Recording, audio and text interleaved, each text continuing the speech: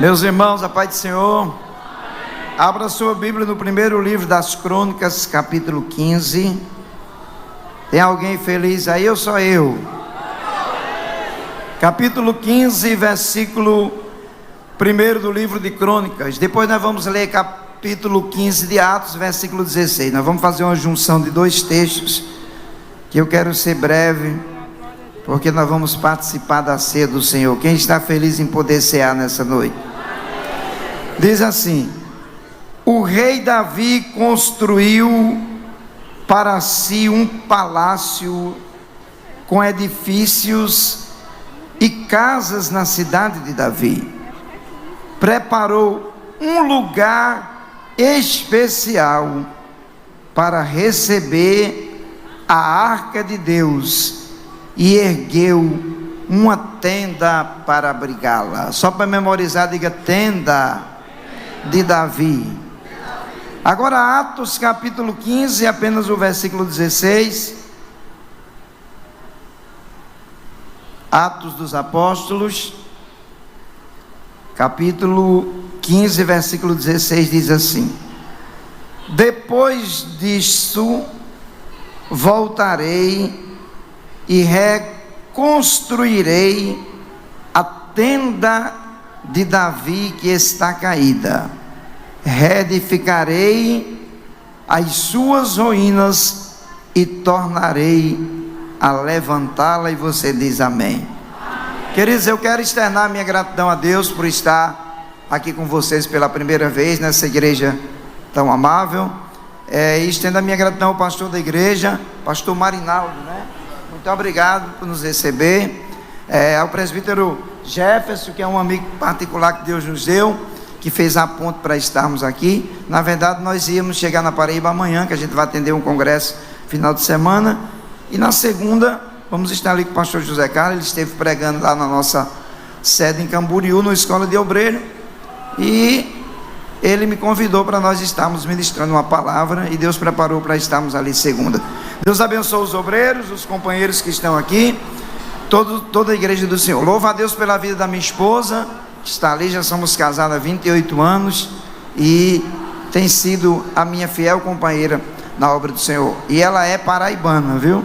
Casei com uma paraibana, sou potiguar. As minhas palavras me denunciam que eu sou potiguar. Moro há 21 anos em Santa Catarina, mas sou do Rio Grande do Norte. Queridos, um dos personagens mais conhecidos na Bíblia depois de Jesus, o nome dele é Davi. E eu estava estudando um pouco sobre algumas coisas que aconteceram durante o reinado de Davi. E dentre essas coisas que a gente estuda e a gente aprende, eu cheguei a uma conclusão: que se existe um homem na Bíblia que amava de paixão a presença de Deus, o nome desse homem é Davi.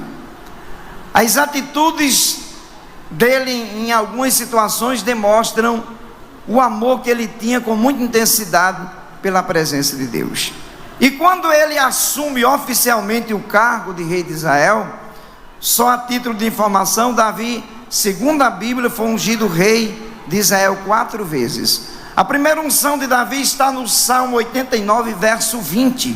Um salmista chamado Etan, ele diz que Deus achou a Davi e ungiu com o seu santo óleo. Na primeira consagração de Davi, não tinha plateia da terra, porque foi uma consagração feita pelo céu. Tem escolhas que Deus faz sem plateia, mas depois a plateia vai ficar sabendo de uma escolha de Deus na vida de determinadas pessoas.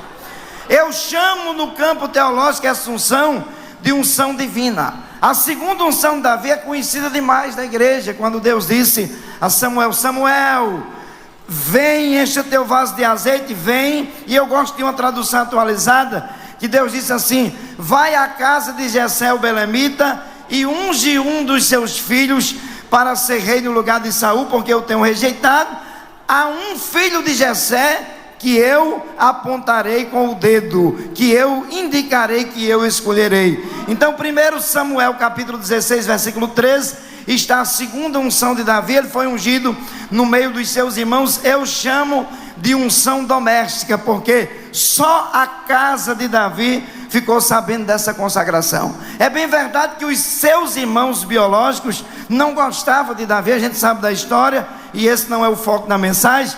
E eu fiquei pensando, pastor Marinaldo, por que é que os irmãos de Davi não entregaram ele para o rei Saul, se eles não gostavam do próprio irmão? E eu cheguei a uma conclusão, que uma das coisas que levou os irmãos de Davi não entregar ele a Saul, porque eles também seriam sentenciados à morte. Pela maldade que havia no coração de Saul, com certeza ele exterminaria a casa de Jessé. Mas quando Deus tem projeto, Deus trabalha até no meio da inveja, Deus trabalha no meio das crises. Não existe maldade de ninguém que possa, ou seja, que possa impedir Deus agir na sua vida, porque você é cidadão do céu, chamado para a salvação que é em Cristo Jesus.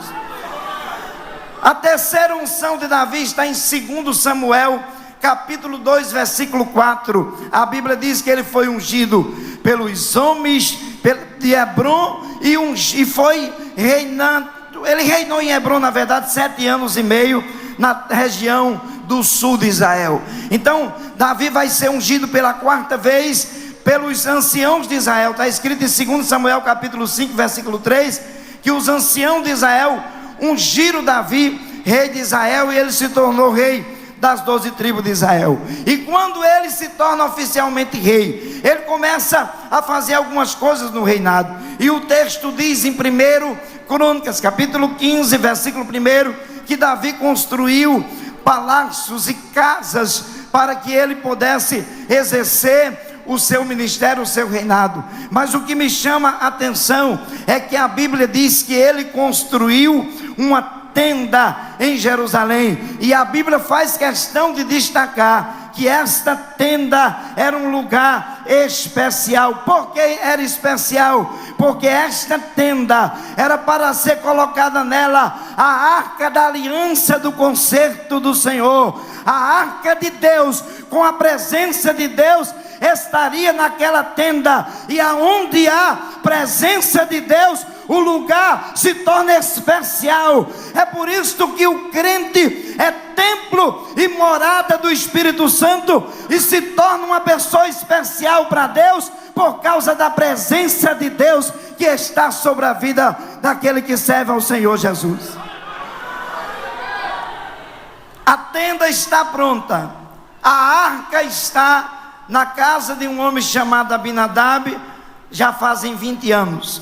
Em 1 Samuel capítulo 6, versículo 1, a Bíblia diz que Davi juntou 30 mil homens, e ele vai para Baalar de Judá buscar a arca do Senhor. Ele mandou fazer um carro novo, você sabe da história, e ele vai com esses 30 mil homens, uma alegria tremenda no coração. Davi queria a presença em Israel, porque ele sabia do relacionamento de Deus com a arca. Ele sabia que foi por causa da arca da aliança do concerto que Deus abriu um caminho nas águas do Jordão, e Israel entrou para conquistar a terra prometida. Davi sabia que foi por causa da presença de Deus na arca, que a Bíblia diz no capítulo 6 de Josué, que Josué rodeia as muralhas de Jericó com os sacerdotes tocando as buzinas. A arca também está no momento em que eles rodeavam, e por causa da presença de Deus, os muros de Jericó caíram, e Israel conquista a primeira cidade cananeia. Porque aonde há presença de Deus, as muralhas começam a cair. Aonde há presença de Deus, Deus começa a agir de forma extraordinária. Quem acredita que a presença de Deus age na terra? Davi chega na casa de Abinadab, coloca a arca da aliança no carro novo. E é interessante que nos primeiros passos do translado da arca, acontece o que estava fora do cronograma do culto que Davi organizou. O texto diz que a arca da aliança, ela se balança em cima do carro novo, e antes da arca cair, um moço chamado Uzá, filho de Abinadab, toca na arca da aliança, e ele morre. A Bíblia diz que Deus o matou por causa dessa imprudência. Aquele culto que seria um culto de celebração se tornou um culto fúnebre, um culto de tristeza. A tristeza tomou conta dos 30 mil homens que estão com Davi. Davi ficou sem entender por que aquilo aconteceu. O texto diz que Davi deixa a arca na casa de um homem chamado Obed-edom, que nem judeu era. Davi não tinha uma outra opção. O negócio ficou feio, a tristeza invadiu o coração daqueles homens, e eu acredito que aqueles 30 mil homens murmuraram e reclamaram do que aconteceu, porque com certeza eles culparam a Davi. Alguém teria que levar a culpa. E é interessante que Davi volta para Jerusalém e ele começa a fazer aquele chamado olhar introspectivo. Davi começa a procurar compreender por que Uzá morreu, porque ele não trouxe a arca da aliança. E Davi descobre 2 pecados que ele cometeu, um de forma proposital e o outro de forma inconsciente. Quais foram os 2 pecados de Davi? No capítulo 6 de 1 Samuel, se você ler do versículo 1 ao versículo 10, você vai perceber os tipos de instrumentos que Davi colocou para serem usados enquanto a arca vinha da casa de Obed-edom no carro novo. E entre os instrumentos, Davi tinha eliminado 2 instrumentos, a trombeta e a buzina, e esses instrumentos tinham sido instituídos pelo próprio Deus. No capítulo 10, versículo 9 do livro de Números, a Bíblia diz que Deus tinha dado uma ordem: quando Israel sair para a peleja, toque a trombeta retinindo, porque eu ouvirei o barulho da trombeta e descerei para livrar. Porque Davi não obedeceu esse princípio de usar a trombeta e também as buzinas, por isso que não funcionou o culto que era para ser feito para Deus. A segunda coisa errada de Davi: Davi fez um carro novo. Ele se esqueceu do que estava escrito no capítulo 4 do livro de Números. Deus tinha dito através de Moisés: Moisés, entre os filhos de Levi existem os coatitas, e só os coatitas podem levar a arca da aliança. Quem era Levi? Filho de Jacó. Levi teve 3 filhos. O nome do primeiro, Gerson. O nome do segundo, Merate. O nome do terceiro, Coate. Eles são conhecidos na Bíblia de Gersonitas, Meraritas e Coatitas. E Deus disse a Moisés: nem os Meraritas e nem os Gersonitas podem transportar a arca da aliança, só os coatitas, porque eu escolhi. Existem escolhas que quem faz é Deus. O pastor da igreja, o presidente do campo faz escolhas, isso é bíblico, tem respaldo na Bíblia. Mas tem escolhas que é feita direta pelo céu, mesmo que passe pelos homens, mas tem escolhas que quem faz é Deus. E se Deus escolhe, se prepare, porque quem Deus escolhe vai enfrentar o inferno. Mas eu tenho uma notícia para lhe dar. Jesus fez uma promessa que para mim, depois do arrebatamento, é uma das mais bonitas da Bíblia. Ele disse: eu estarei convosco todos os dias. Jesus está com você quando está bom. Jesus está com você quando não está bom. Jesus nunca vai abandonar você. Pense num alguém que nos ama de forma incondicional. O Cristo da Bíblia nos ama de forma extraordinária. Quando Davi descobre que tinha cometido esses 2 pecados, a primeira coisa que Davi fez, chamou os coatitas e lhes pediu perdão. Irmãos, não é feio ninguém pedir perdão. Não é feio, às vezes, o ser humano tem que pedir desculpa para alguém quando erra. E Davi fez isso com os coatitas. Davi agora chama os 30 mil homens mais uma vez e diz: agora nós vamos na casa de Obed-edom buscar a arca da aliança. Nós vamos trazer, porque o primeiro culto foi eu que programei. O segundo culto que nós vamos fazer com o translado da arca, nós vamos fazer na direção de Deus. No primeiro culto, a arca veio no carro novo, não funcionou. Agora vai vir no ombro dos coatitas, porque é mandamento. Irmãos, eu vou dizer uma coisa para vocês com base bíblica. Nós sempre dizemos que todas as regras têm as suas exceções, só que Regra é diferente de mandamento. Regra pode ser alterada para mais ou para menos. Mandamento não. O que a Bíblia diz que é pecado continua sendo pecado. O que a Bíblia diz que é santidade continua sendo santidade. Passa as culturas, passam-se os tempos, mas a palavra de Deus continua imutável. É por isso que nós estamos aqui nessa noite servindo a Ele.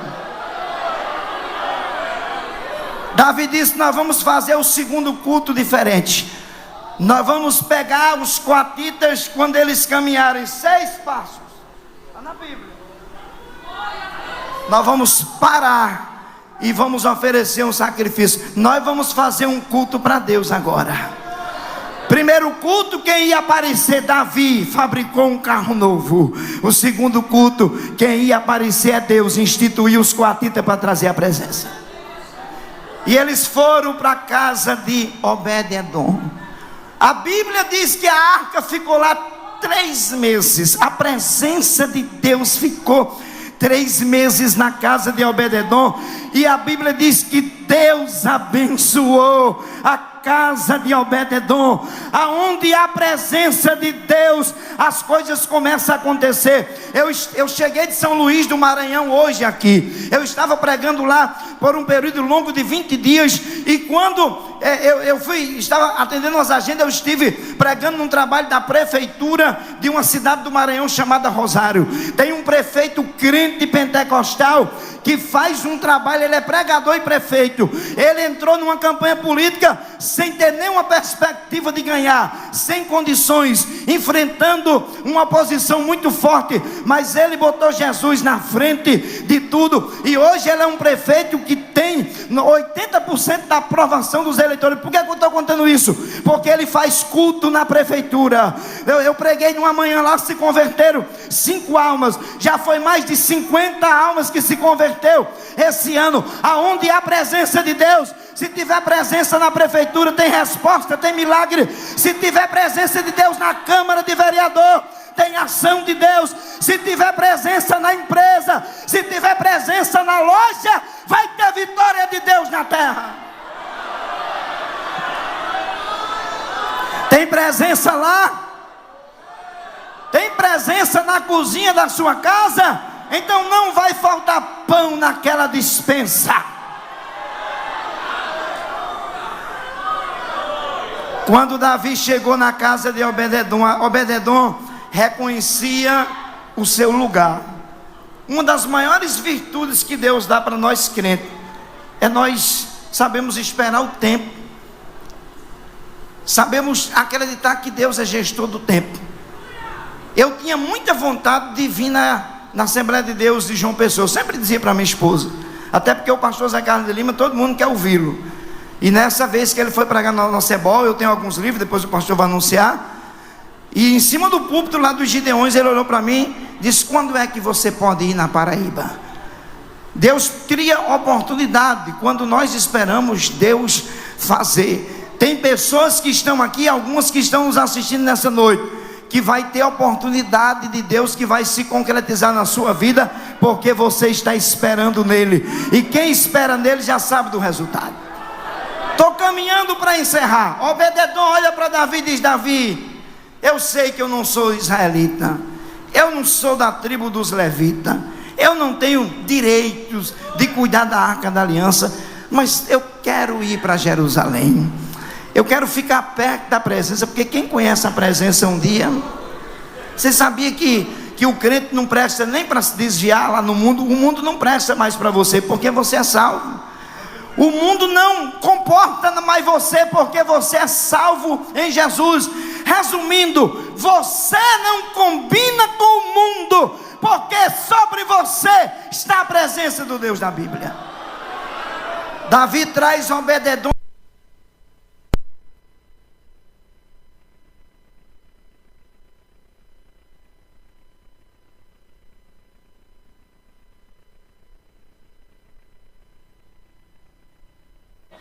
Foi geral, está tudo certo. Não tiver, nós prega assim, senhor, já estou caminhando. Obed-edom vem na comitiva de Davi de 6 em 6 passos.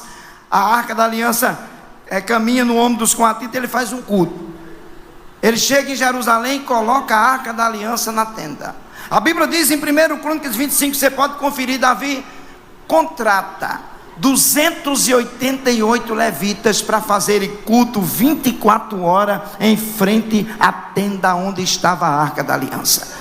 Deus diz para esses homens: vocês não vão trabalhar em nada, o sustento quem vai pagar vai ser o rei. Vocês vão ter um sustento para fazerem culto de forma alternada, vocês vão revezar os turnos. Eu quero culto em frente à tenda 24 horas.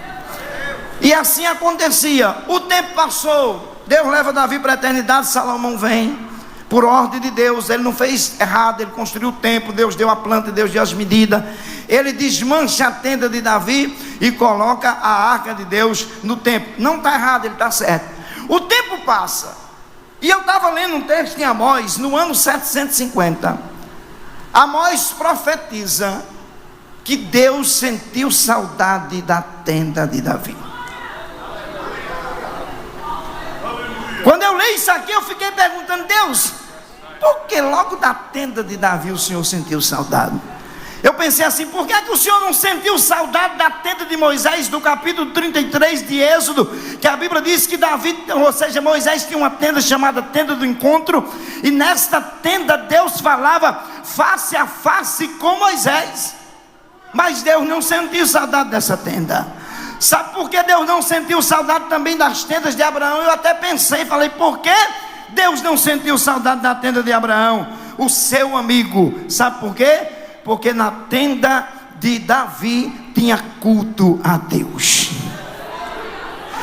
Tinha culto 24 horas. Ninguém ia na tenda de Davi fazer outra coisa a não ser cultuar o Senhor. Por isso que Tiago, no capítulo 15 de Atos, para encerrar, Tiago faz uma afirmação dizendo: Deus vai levantar a tenda de Davi que está caída.